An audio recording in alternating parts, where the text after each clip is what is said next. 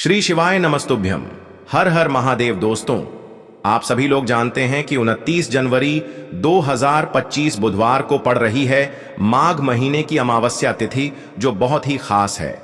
और दोस्तों, ये वो अमावस्या तिथि है जो कि माघ महीने में बुधवार को पड़ रही है, तो इस दिन का महत्व और भी अधिक बढ़ जाता है। और दोस्तों, इसी दिन किया जाने वाला पंडित जी द्वारा बताया गया एक लाल फूल और एक सफेद फूल वाला उपाय आप लोगों को जरूर करना चाहिए, क्योंकि दोस्तों ये एक ऐसा उपाय है जो कि हर दिन नहीं किया जाता। माघ महीने में जो अमावस्या तिथि आती है उसी दिन किया जाता है। अगर आप लोगों ने इस उपाय को नहीं किया है या किसी कारणवश नहीं कर पाए हो, तो इस दिन इस उपाय से मत चूकना दोस्तों। देखिए, ये दिन इतना खास होता है, इतना महत्वपूर्ण होता है। देखा गया है कभी कभी बड़े बड़े पूजा पाठ अनुष्ठान से जो मनोकामना पूर्ण नहीं होती है, वह माघ महीने की अमावस्या के दिन एक छोटे से उपाय करने से ही आपकी मनोकामना पूर्ण हो जाती है। और बहुत सारे लोगों ने इस उपाय को किया भी है और उनको इस उपाय को करने का फल भी जरूर मिला है। अगर आप लोग भी इस उपाय को इस अमावस्या के दिन करना चाहते हैं, तो आप इस उपाय को पहले अच्छे से समझ लेना, सुन लेना, उसके बाद करना। आपको इस उपाय का फल जरूर मिलेगा, आपकी सभी मनोकामनाएं पूरी हो जाएंगी। दोस्तों, हम आपको यहाँ पर बता दें कि यह जो एक लाल फूल और एक सफेद फूल वाला उपाय है, ये उपाय पंडित जी ने अपनी अभी की शिव महापुराण की कथा में ही बताया है। और इस उपाय को करने से आपके घर में चाहे किसी भी प्रकार की दुख और समस्या क्यों ना चल रही हो, आपको उसका कारण भी नहीं पता है कि भाई ये समस्या किस कारण से चल रही है, उसका कुछ भी कारण हो सकता है। जैसे पितृदोष हो सकता है, काल सर्प दोष हो सकता है, या किसी भी तरह का मंगल दोष भी हो सकता है। और भी बहुत तरह के दोष होते हैं, कुछ भी हो सकता है। पर आपको इस उपाय को करने के लिए अपने दोष को पता लगाने की भी जरूरत नहीं है। आपके घर में किस कारण से इतनी दुख और परेशानी आ रही है, वह भी आपको पता लगाने की जरूरत नहीं है। बस मंगलवार की अष्टमी के दिन इस उपाय को कर लेना, क्योंकि इसी एकमात्र उपाय को करने से आपके पूरे घर परिवार में सुख और शांति हो जाएगी। आपके घर में अच्छे अच्छे काम होने लगेंगे। आपकी जो भी मनोकामना होगी वह भी धीरे धीरे करके पूर्ण होना शुरू हो जाएंगी। अब हम समझते हैं इस एक लाल फूल और एक सफेद फूल वाले उपाय को आपको करना कैसे है, किसको करना है, किस समय करना है और कैसे करना है। देखो, उपाय बिल्कुल आसान है, बस समझने वाली बात है। ध्यान से समझिए, उसके बाद ही आप लोग जो है इस उपाय को जरूर कीजिएगा। सबसे पहली चीज हम लोग ये समझते हैं कि इस एक लाल फूल और एक सफेद फूल वाले उपाय को इस आने वाली अमावस्या के दिन किसको करना है। तो देखिए, इस उपाय को घर के सभी सदस्यों को करने की बिल्कुल भी जरूरत नहीं है। घर में से कोई एक मुख्य बड़ा सदस्य ही इस उपाय को करेगा, तो उस घर परिवार के सभी सदस्यों को इस उपाय को करने का फल मिल जाएगा। पर वो बड़ा सदस्य कौन होगा, कौन व्यक्ति इस उपाय को करेगा, तो यहाँ पर देखिए हम आपको बता दें।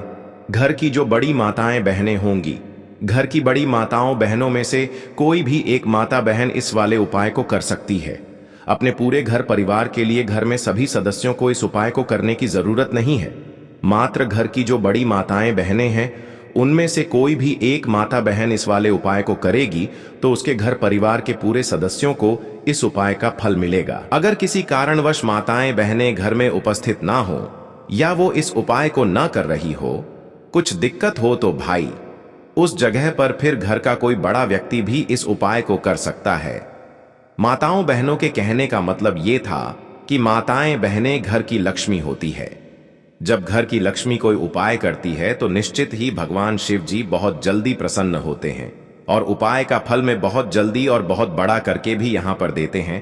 तो आप लोग ये बात समझ गए होंगे। अब हम ये बात समझते हैं इस वाले उपाय को हमें करना किस समय है। एक लाल फूल और एक सफेद फूल वाले उपाय को हमें इस मौनी अमावस्या के दिन करना किस समय है। तो देखिए, इस उपाय को करने का जो समय है, सुबह का समय भी है और शाम का समय भी है। अब देखिए, यहां पर हम मुख्य रूप से सुबह का समय नहीं बोलेंगे, क्योंकि देखिए, ये जो अमावस्या तिथि है और आप सभी लोग जानते हैं, इसका प्रदोष काल का मतलब शाम का जो समय होता है ना, इस दिन भगवान शिव जी का सबसे प्रिय दिन होता है। तो आप लोग इसे एक लाल फूल एक सफेद फूल वाले उपाय को सुबह के समय भी कर सकते हो और शाम के समय प्रदोष काल में भी कर सकते हो। सुबह के समय अगर कर रहे हो तो 10 या फिर 11 बजे तक भी अगर उपाय करोगे तो भी आपको उपाय का फल मिलेगा। वही अगर शाम के समय कर रहे हो तो इस दिन शाम के समय का ध्यान रखना कि शाम के 6 बजे से लेकर 7 बजे के बीच में अगर आप इस उपाय को कर सकते हो तो बिल्कुल कर लेना, पूरी कोशिश करना। पर अगर किसी कारणवश इस समय के बीच में ना कर पाओ तो रात 8 बजे तक भी अगर आप उपाय को करोगे तो आपको उपाय का फल जरूर मिलेगा।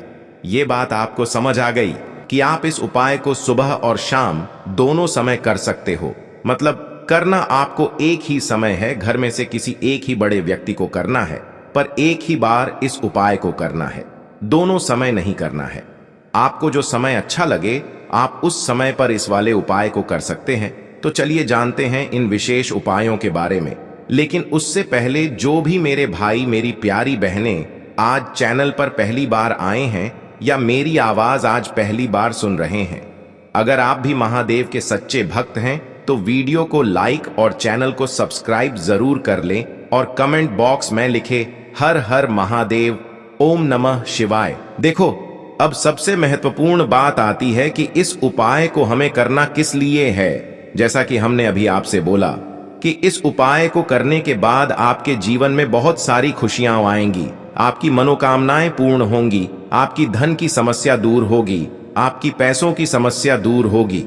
अब देखिए, अगर आप लोग सोच रहे हो कि भाई हमें अपना घर बनाना है पर घर बनाने के लिए पैसा नहीं है, हमें गाड़ी लेना है पर गाड़ी लेने के लिए पैसा नहीं है, हमें जमीन लेना है पर जमीन लेने के लिए पैसों की कमी पड़ी डीडीएच रही है।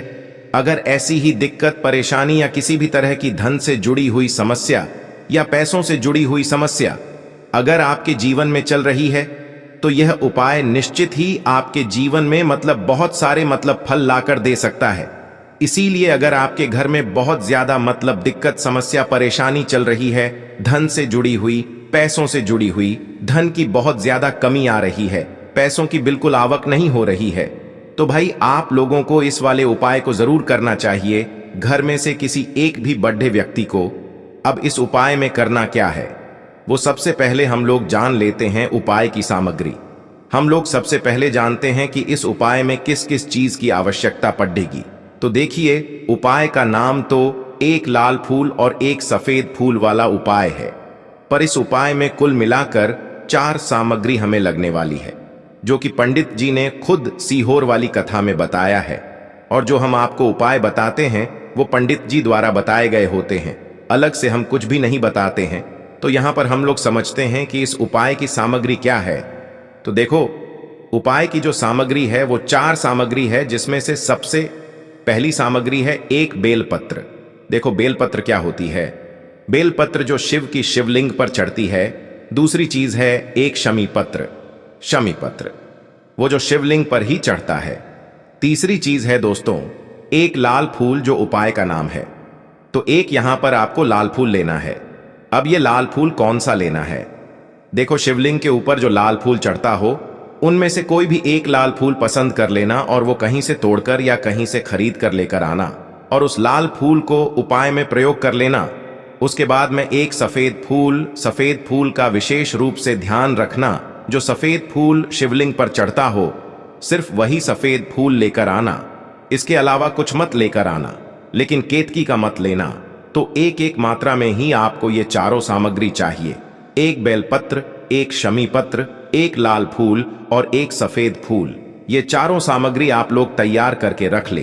प्रदोष काल में या सुबह के समय जब भी आप इस उपाय को कर रहे हैं, जैसे ही आपके उपाय की सामग्री तैयार हो जाती है तो क्या हम सीधा उपाय को करने के लिए इन चारों सामग्री को लेकर उपाय करने के लिए जा सकते हैं? नहीं, तो यहां पर आपको इस बात का ध्यान रखना है कि हम भगवान शिव जी को प्रसन्न करने के लिए तो जा रहे हैं, हम अपनी मनोकामना को पूर्ण करवाने के लिए तो जा रहे हैं, पर हमें यह दर्शाना बिल्कुल भी नहीं है कि हम सिर्फ अपने फायदे के लिए भगवान शिव जी के मंदिर में आए हैं।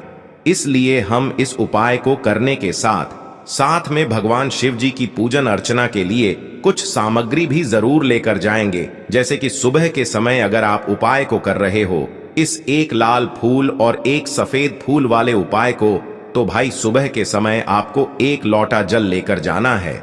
जो लोग प्रतिदिन शिव जी के मंदिर जाते हैं, पूजन अर्चना करते हैं, जल चढ़ाते हैं, फूल बेलपत्र सब कुछ चढ़ाते हैं, भाई वो अपनी पूजन अर्चना वैसी की वैसी ही करना। बाकी जो सिर्फ उपाय को करने के लिए जा रहा है, जो कुछ भी लेकर नहीं जा रहा है, उसे कम से कम एक लोटा जल अपने घर से जरूर भर कर लेकर जाना। अगर आप उपाय को कर रहे हो, है ना, क्योंकि इस वाले उपाय को आप भगवान शिव जी की पूजन अर्चना करने के बाद ही करना। वहीं अगर बात करें शाम के समय की, अगर कोई व्यक्ति शाम के समय प्रदोष काल में इस वाले उपाय को कर रहा है, तो भाई आपको मात्र एक घी का दीपक तैयार करना है। ये बात हम हमेशा बोलते हैं, शाम के समय प्रदोष काल में कोई कर रहे हो ना, तो दीपक का विशेष महत्व होता है। अमावस्या के दिन का प्रदोष काल में जो भी व्यक्ति दीपक जलाता है ना भगवान शिव जी के मंदिर में, भाई उसके जीवन से सारी दुख और परेशानियां भी दूर होती हैं। तो भाई इस दिन दीपक का विशेष रूप से ध्यान रखना आप लोग। अगर आप इस उपाय को शाम के समय प्रदोष काल में कर रहे हो, है ना, ये जो दीपक आप लोग लोगे ये आटे का लोगे। जो आटा आप गूंद दोगे उसके अंदर कुछ भी मत डालना, मात्र सादा आटा लगाकर उसे तैयार कर लेना और एक मीडियम साइज का दीपक तैयार कर लेना। वो दीपक ना ज्यादा छोटा हो ना ज्यादा बड्ढा हो, है ना। उसके बाद में दीपक आपका तैयार हो जाए तो इसके अंदर जो बत्ती रखोगे वो गोल बत्ती रखोगे। देखो गोल बत्ती भी दो तरह की होगी, एक बाजार की और एक घर वाली। तो कोशिश करना अपने घर में जो रुई रखी हुई है उस रुई से आप लोग एक गोल बत्ती अपने ही हाथों से बनाओ। उपाय का फल अच्छा मिलता है, भगवान शिव जी जल्दी प्रसन्न होते हैं। जब हम किसी भी उपाय को अपने हाथों से परिश्रम करके तैयार करते हैं तो आपको उस दीपक के अंदर एक गोल बत्ती रख देनी है। इसके अंदर जो चीज आप लोग डालोगे वो डालोगे।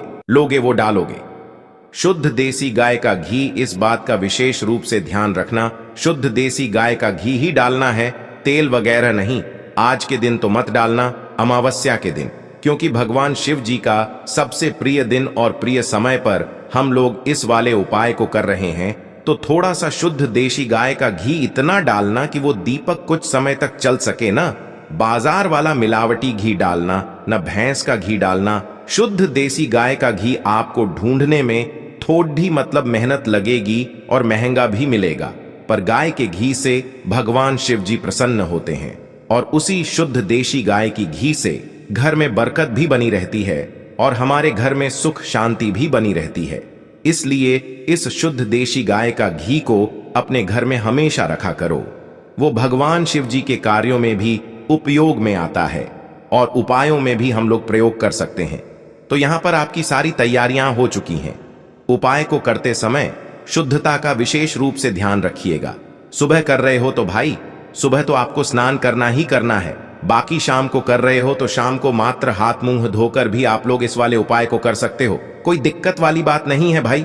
उपाय की पूरी सामग्री तैयार करके और पूजन सामग्री लेकर आपको भगवान शिव जी के मंदिर पहुंचना है, जो आपके घर के पास में हो, जहां पर शिवलिंग विराजित हो, शिवालय हो, वहां पर आप लोगों को पहुंचना है। और जैसे ही आप भगवान शिव जी के मंदिर में पहुंचते हो, वहां जाकर ही उपाय शुरू नहीं करना है। पहले आपको भगवान शिव जी की पूजन अर्चना करना है। पूजन अर्चना कैसे करोगे? सुबह के समय गए हो तो एक लोटा जल वगैरह जो भी पूजन सामग्री लेकर गए हो, उससे पहले पूजन सामग्री आप लोग मतलब पूजन भगवान शिव जी की कर लो। जो व्यक्ति सिर्फ एक लोटा जल लेकर गए हैं वो शिव जी की शिवलिंग पर मात्र एक लोटा जल एक धारा से धीरे धीरे करके चढ़ा लो, है ना। अपनी पूजन अर्चना आप लोग जो हैं पूरी कर लो पहले। उसी के बाद अगर आप शाम के समय कर रहे हो तो पहले जाकर बैठना है भगवान शिव जी के शिवलिंग के पास में। आप जो दीपक तैयार करके लेकर आए हो उस दीपक को पहले जलाना है। ये जो दीपक आप लोग जलाओगे ना, ये किसी और की माचिस से मत जलाना, अपनी ही माचिस अपने ही घर से लेकर आना और इस दीपक को अपने ही माचिस से जलाना। अगर आपने मंदिर की माचिस या किसी और की माचिस ले ली इस उपाय को करने में, इस उपाय का फल उस व्यक्ति को भी थोड़ा बहुत मिल जाएगा। इस बात का ध्यान रखना, अपने घर से अपनी ही माचिस लेकर जाना और इस दीपक को जलाना। दीपक को जलाने के बाद भगवान शिव जी की शिवलिंग के पास में रख देना। शिवलिंग के इतना पास में मत रखना कि भगवान शिव जी को आंच लगे, थोड़ी सी दूरी बनाकर ही जो है इस दीपक को शिवलिंग के पास में आप लोग रख दीजिएगा। अब जैसे ही आपकी पूजन अर्चना हो जाती है, भगवान शिव जी के शिवलिंग के सामने या आसपास कहीं पर भी बैठ जाइए उपाय को करने के लिए। और उपाय को करने से पहले आप लोग अपनी वह चारों पूजन सामग्री निकाल लीजिए। उपाय की जो सामग्री है वो निकाल लीजिए और भगवान शिव जी के शिवलिंग के ऊपर एक माता अशोक सुंदरी जी का स्थान देख लीजिए। माता अशोक सुंदर जी का जो स्थान होता है वो जलाधारी के ऊपर होता है, जलाधारी के बिल्कुल बीचों बीच में होता है। आप लोगों ने देखा भी होगा शिवलिंग की जलाधारी होती है, जलाधारी के बिल्कुल बीचों बीच का जो स्थान होगा वो माता अशोक सुंदर जी का स्थान होगा, क्योंकि यहीं पर हमें ये जो है उपाय को करना है। सबसे पहली चीज, अब हम उपाय को करना शुरू करते हैं। आप सबसे पहले अपनी एक बेलपत्र उठा लो। एक बेलपत्र को आपको माता अशोक सुंदरी जी वाले स्थान पर सबसे पहले समर्पित करना है। बेलपत्र की डंडी का मुख होगा जलाधारी की तरफ जहां से जल बहता है और नीचे गिरता है, और बीच वाली बड्डी पत्ती का मुख मतलब शिवलिंग की तरफ होगा। इस तरीके से आपको इस बेलपत्र को माता अशोक सुंदरी जी वाले स्थान पर समर्पित कर देना है। उसके बाद में अपनी एक शमी पत्र उठा लो जो आप उपाय के लिए लेकर आए हुए हो। शमी पत्र को उठाकर शमी पत्र की भी जो डंडी का भाग होगा वो जलाधारी की तरफ करके जहां से जल बहता है नीचे गिरता है उस तरफ करके, और पत्ती वाला भाग शिवलिंग की तरफ करके इस शमी पत्र को भी उस बेल पत्र के ऊपर आपको समर्पित कर देना है। समर्पित करने के बाद अब आप ले लो अपना एक लाल फूल जो आप उपाय को करने के लिए लेकर आए हुए हो। इस लाल फूल का जो खिला हुआ भाग होगा, चाहे वो गुलाब का फूल हो चाहे कोई सा फूल जो शिवलिंग पर चढ़ता हो, भाई उस फूल का जो खिला हुआ भाग होगा वो शिवलिंग की तरफ होगा। बाकी जो पीछे का भाग होगा फूल का वो जलाधारी की तरफ जहां से जल बहता है नीचे गिरता है उस तरफ होगा। और आखिरी में आपका जो एक सफेद फूल बचा हुआ है, इस सफेद फूल को भी आपको लेना है और सफेद फूल का जो खिला हुआ भाग होगा वो शिवलिंग की तरफ होगा, जहां पर शिवलिंग रखा हुआ है उस तरफ होगा, और डंडी का भाग जलाधारी के पीछे की तरफ हो जाएगा। मतलब जो जहां से जल बहता है और नीचे गिरता है। जब आप लोग एक बेलपत्र, एक शमी पत्र और एक लाल फूल, एक सफेद फूल चढ़ा रहे हो तो उस समय आप लोगों को कांता भगवान या कांता चक्र का नाम लेते हुए ही जो है इस उपाय को करना है, और भगवान शिव जी और नारायण जी का स्मरण करते हुए ही इस उपाय को आपको करना है।